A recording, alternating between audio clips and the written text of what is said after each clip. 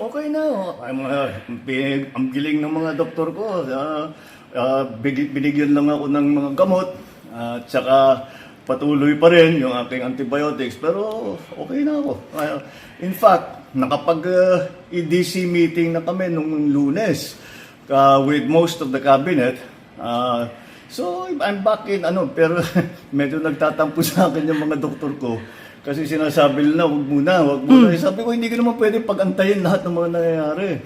So, tinuloy ko na lang. And tomorrow, I have some meetings in the office. And tuloy-tuloy na. Kailangan, for a few days, hindi ko pwedeng kumain ng solid food para matanggalan ng stress yung bituka mo.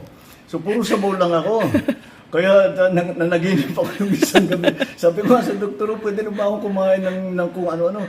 Kasi nanaginip ako, nakakain ako ng steak. Yun lang ang iniisip ko. Pero hindi pa pwede. Hindi pa, ngayon pwede na. Pwede ngayon na. Pwede na. Namimiss na kayo na ibang mga taga-media. Sabi nila, ba't hindi nakarating si Pangulo sa awards rights ng mga outstanding government workers? Oo nga. Hindi ako nakarating dahil meron pa akong gagawin. Pinapunta ako sa, nagkonsulta na nandito yung mga doktor. Nagkonsulta sila para tignan na talagang maayos. Kasi nga nagrereklamo sila na dapat magpahinga ako. Sabi ko, hindi ako pwedeng magpahinga. Hindi ako kasama dyan sa mga pahinga. Wag mo sana. Maraming salamat sa lahat ng tao that have been concerned about my health. At maraming nagpadala ng mga mensahe na gumaling ka na kagad. Sabi ko, nagpapasalamat ako sa kanila. Thank you for your concern.